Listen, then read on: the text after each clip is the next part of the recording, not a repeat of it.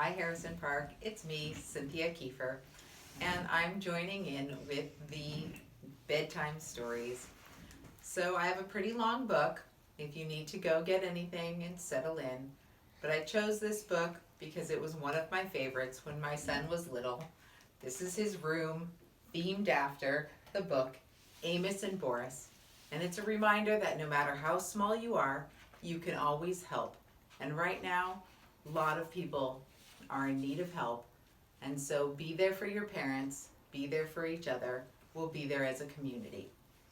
So, Amos and Boris, here we go. Amos, a mouse, lived by the ocean. He loved the ocean. He loved the smell of sea air. He loved to hear the surf sounds, the bursting breakers, the backwashes with rolling pebbles.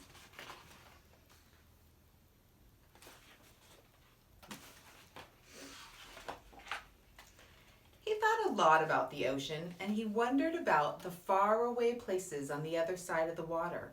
One day he started building a boat on the beach. He worked on it in the daytime, while at night he studied navigation. When the boat was finished, he loaded it with cheese, biscuits, acorns, honey, wheat germ, 2 barrels of fresh water, a compass, a sextant, a telescope, a saw, a hammer, and nails, and some wood in case repairs should be necessary, a needle and thread for mending of torn sails, and various other necessities such as bandages and iodine, a yo-yo, and playing cards.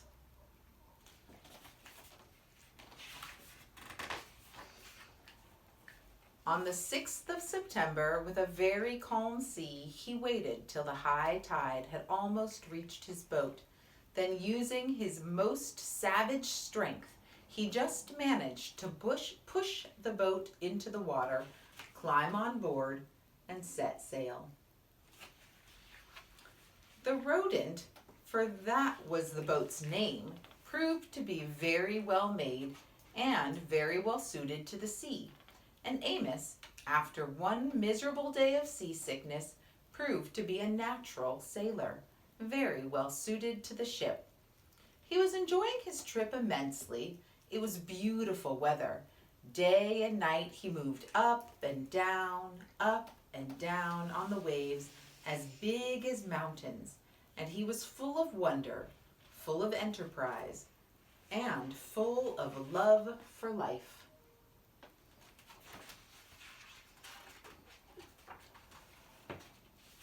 Here he's sleeping on the ship. Here are some whales coming in. One night, in a phosphorescent sea, he marveled at the sight of some whales spouting luminous water, and later, lying on the deck of his boat, gazing at the immense starry sky, the tiny mouse, Amos, a little speck of a living thing in the vast living universe, felt thoroughly akin to it all. Overwhelmed by the beauty and mystery of everything, he rolled over and right off the deck of his boat and into the sea. "Help!" he squeaked as he grabbed desperately at the rodent, but it evaded his grasp and went bowling along under full sail, and he never saw it again. And there he was. Where? In the middle of the immense ocean, 1,000 miles from the nearest shore, with no one else in sight as far as the eye could see, and not even so much as a stick of driftwood to hold on to. Should I try to go and swim home? Amos wondered. Should I just try to stay afloat? He might swim a mile, but never 1,000. He decided to just keep afloat, treading water, and hoping that something, who knows what, would turn up to save him. But what if a shark, or some big fish, or a horse mackerel turned up? What was he supposed to do to protect himself? He didn't know.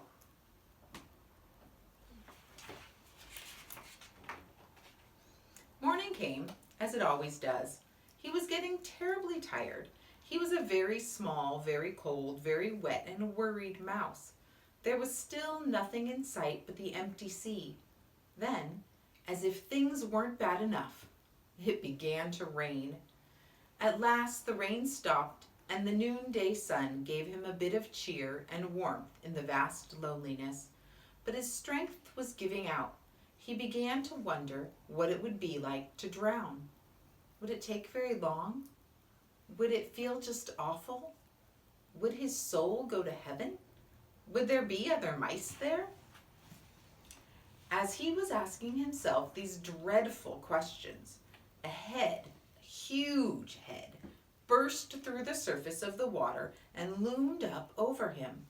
It was a whale. "What sort of fish are you?" the whale asked. "You must be one of a kind." "I'm not a fish," said Amos. "I'm a mouse, which is a mammal, the highest form of life. I live on land." "Holy clam and cuttlefish," said the whale. "I'm a mammal myself, though I live in the sea. Call me Boris," he said.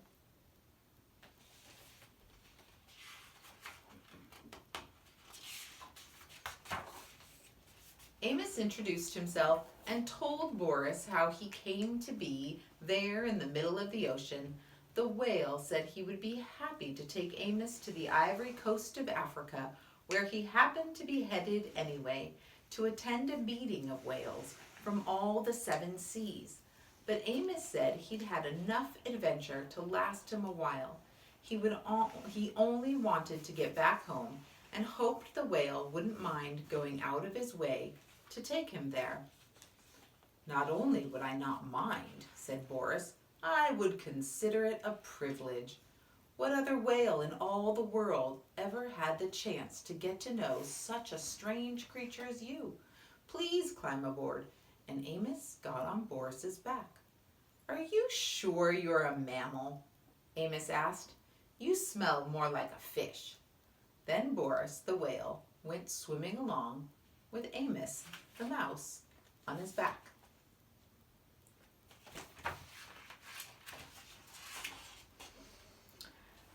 What a relief to be safe, so secure again. Amos lay down in the sun, and being worn to a frazzle, he was soon asleep. Then, all of a sudden, he was in the water again, wide awake, spluttering and splashing about. Boris had forgotten for a moment that he had a passenger on his back and had sounded. When he realized his mistake, he surfaced so quickly that Amos was sent somersaulting, tail over whisker, high into the air, hitting the water hurt. Crazy with rage, Amos screamed and punched at Boris until he remembered he owed his life to the whale and quietly climbed on his back.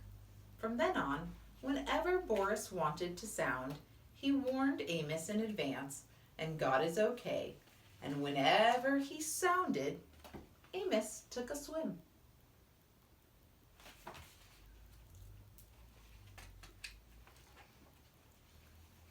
Swimming along, sometimes at great speed, sometimes slowly and leisurely, sometimes resting and exchanging ideas, sometimes stopping to sleep, it took them a week to reach Amos's home shore.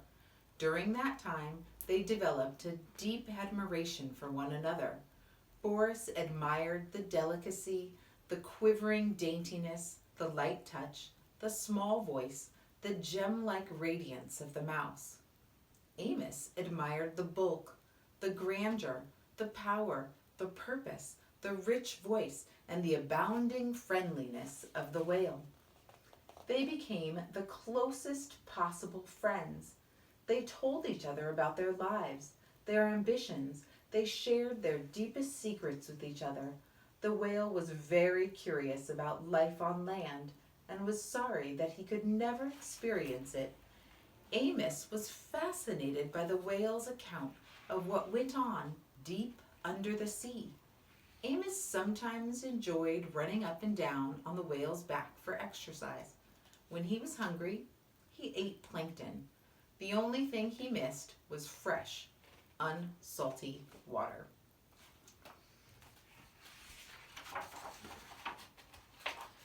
The time came to say goodbye. They were at the shore. "I wish we could be friends forever," said Boris.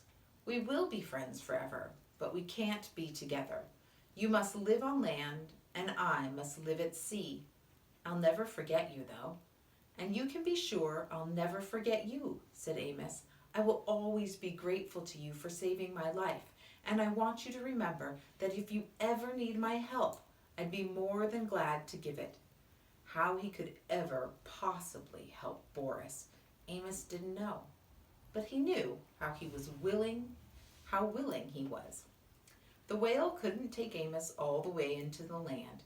They said their last goodbyes, and Amos dove off Boris's back and swam to the land. From the top of a cliff, he watched Boris spout twice and disappear. Boris laughed to himself.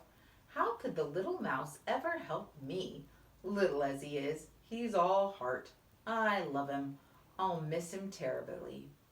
Boris went to the conference off the Ivory Coast of Africa and then went back to life of whaling about, while Amos returned to his life of mousing around, and they were both happy. Many years after the incidents just described, when Amos was no longer a very young mouse, and when Boris was no longer a very young whale, there occurred one of the worst storms ever. A hurricane, Yetta, and it just so happened that Boris the whale was flung ashore by a tidal wave and stranded on the very shore where Amos happened to make his home. It also just so happened that when the storm had cleared up and Boris was lying high and dry on the sand, losing his moisture in the hot sun and needing desperately to be back in the water, Amos came down to the beach to see how much damage Hurricane Yetta had done. Of course, Boris and Amos recognized each other at once. I don't have to tell you how these old friends felt at meeting again in this desperate situation. Amos rushed toward Boris. Boris could only look at Amos. "Amos, help me," said the mountain of a whale to the mote of a mouse. "I think I'll die if I don't get back in the water soon." Amos gazed at Boris in an agony of pity. He realized he had to do something very fast and had to think very fast about what it was he had to do. Suddenly, he was gone. "I'm afraid he won't be able to help me," said Boris to himself. "Much as he wants to do something, what can such a little fellow do?" Just as Amos had once felt all alone in the middle of the ocean, Boris felt now lying alone on the shore. He was sure he would die, and just as he was preparing to die, Amos came racing back with two of the biggest elephants he could find.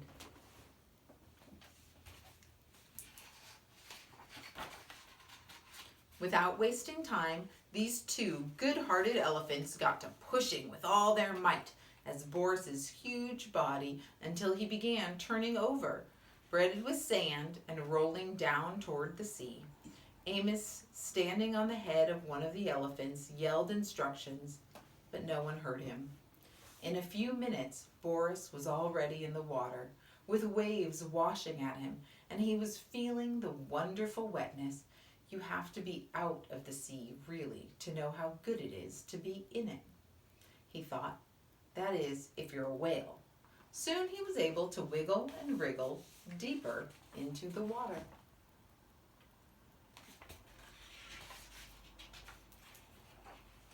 He looked back at Amos on the elephant's head. Tears were rolling down the great whale's cheeks. The tiny mouse had tears in his eyes, too. "Goodbye, dear friend," squeaked Amos. "Goodbye, dear friend," rumbled Boris, and he disappeared in the waves. They knew they might never meet again. They knew they would never forget each other. That's Amos and Boris. Remember, no matter how small, you can always help a friend in need.